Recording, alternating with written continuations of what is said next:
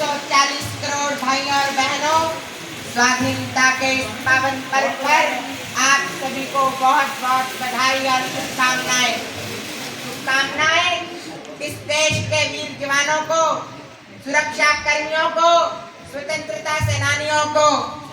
शुभकामनाएं देश की जागरूक नारी शक्ति को, देश के परिश्रमी किसानों और मजदूरों को, हमारे शिक्षकों और हमारे वैज्ञानिकों को बहुत बहुत शुभकामनाएं। ओलंपिक 2024 में खेलने वाले हमारे भारतीय खिलाड़ियों को देश के उज्जवल भविष्य। मेरे प्यारे बच्चों, आप सबको दिल की गहराई से बहुत बहुत शुभकामनाएं, बहुत बहुत शुभकामनाएं। आज प्रकृति ने हमारा साथ नहीं दिया, वे अपने रंग में स्वतंत्रता दिवस मना रही थी, परंतु आपकी देशभक्ति ने, आपके सहयोग ने आज इस कार्यक्रम को सफल बनाया। आज हम स्वतंत्रता की 78वीं वर्षगांठ मना रहे हैं। यह दिन देश के लिए अदम्य साहस और दृढ़ संकल्प की जीत का प्रतीक है। हम उन सभी स्वतंत्रता सेनानियों को श्रद्धांजलि अर्पित करते हैं जिन्होंने स्वतंत्रता के लिए अपना सर्वस्व त्याग दिया। आज एक मजबूत और आत्मनिर्भर भारत की दिशा में किए गए प्रयासों को हम स्वीकार करते हैं। देश में वंचित समुदायों के सशक्तिकरण को मान्यता देते हैं। तकनीक, स्वास्थ्य, शिक्षा में हुई प्रगति को स्वीकार करते हैं। लोकतंत्र और एकता के प्रति अटूट प्रतिबद्धता को मान्यता देते हैं। मेरे प्यारे देशवासियों, आजादी के इन वर्षों में हमने बहुत कुछ खोया, हमारे जवान, हमारी सेना, परंतु हमने बहुत कुछ हासिल किया। यह कहते हुए मुझे बहुत गर्व होगा कि पाकिस्तान भी इससे एक दिन पहले आजाद हुआ था, पर वहां पर ऐसी तरक्की नहीं हुई, वहां ऐसी प्रगति नहीं हुई। तो अगर आज कोई पूछे इस प्रगति का कारण कौन है, तो मेरे देशवासियों, मैं कहूँगा इसका कारण केवल आप हैं।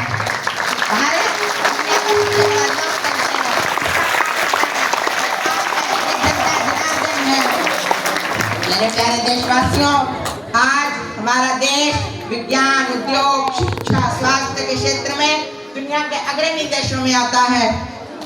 हम वैश्विक मंच पर एक सशक्त भारत के रूप में उभर रहे हैं, एक सशक्त राष्ट्र बन रहे हैं। जहां जाओ बस भारत भारत और भारत की गूंज सुनती है। मेरे देशवासियों, लेकिन अभी सफर पूरा नहीं हुआ है, अभी सफर पूरा नहीं हुआ है, और आगे जाना है, हमें और आगे जाना है। और इसको और आगे जाने के सफर में मेरा सहयोग आप करेंगे, जनता जनार्दन करेगी। मेरे प्यारे बच्चों, तुम ही देश का भविष्य हो। आजकल देश के सामने कई चुनौतियां आई, हमें इन चुनौतियों का सामना करना होगा।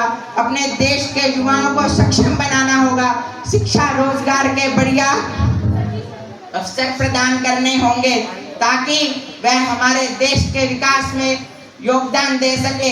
हमारा देश विविधताओं से भरा है, संस्कृति, भाषा, धर्म, यह सभी हमें अनोखा बनाते हैं, लेकिन यह हमारी एकता ही है जो हमें मजबूत बनाती है। हमें अपनी इस विविधता में एकता को बनाए रखना है, और यही हमारी सच्ची शक्ति है, यही भारत के लिए संजीवनी शक्ति का काम करेगी। प्यारे देशवासियों, जहाँ हमने अन्य क्षेत्रों में सफलता प्राप्त की है, वहीं अध्यात्म के क्षेत्र में भी हमने ऐतिहासिक अवसर प्राप्त हुए। अयोध्या में भगवान राम को न केवल उनका घर मिला, अपितु उनको समर्पित पवित्र मंदिर हमारी समृद्ध सांस्कृतिक विरासत का प्रतीक है। इस पल तक पहुंचने के लिए कईयों की शहीदियां हुई, कईयों का योगदान रहा, कईयों ने दिन रात मेहनत की, पर आज मैं उन सबको श्रद्धांजलि अर्पित करते हुए यही कहना चाहूंगा, जिस देश के कण कण में राम बसे हो, जिस देश के प्रत्येक व्यक्ति के दिल में देशभक्ति हो, उस देश पर कभी आँच नहीं आएगी, उस देश के अंदर कोई दिक्कत नहीं आएगी। इस देश की जनता जनार्दन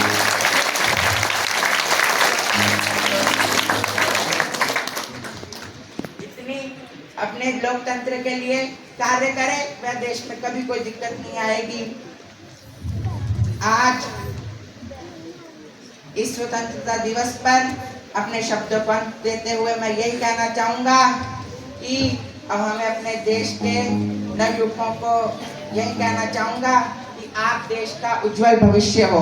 आप लोग देश की चुनौतियों का सामना करो, उनका नेतृत्व करो। आज मैं दो पंक्तियां कहना चाहूँगा। भारत की तरुणाई जगत को दिखाए रहा, भारत की तरुणाई जगत को दिखाए रहा, नवीन भविष्य का सपना सच करे हम एक साथ। विज्ञान और प्रौद्योगिकी की नई ऊंचाइयों को छू, विज्ञान और प्रौद्योगिकी की नई ऊंचाइयों को छू। आइए हम एक नए भारत का निर्माण करें एक साथ। आइए हम एक नए भारत का निर्माण करें एक साथ। बस अंत में यही कहना चाहूँगा कि ये आप सभी हैं, ये आप सभी के कारण ही आज हम इस देश के अंदर इतनी प्रगति कर रहे हैं। नहीं तो अपने पड़ोसी मुल्कों में झांक कर देखिए, कहीं कोई आपदा आ रही है, कहीं कोई आपदा आ रही है। आज के दिन मैं बस इसी जनता जनार्दन को एक बहुत बड़ा शुक्रिया करना चाहूँगा। आप सबको मेरा बहुत बहुत प्रणाम। भारत माता की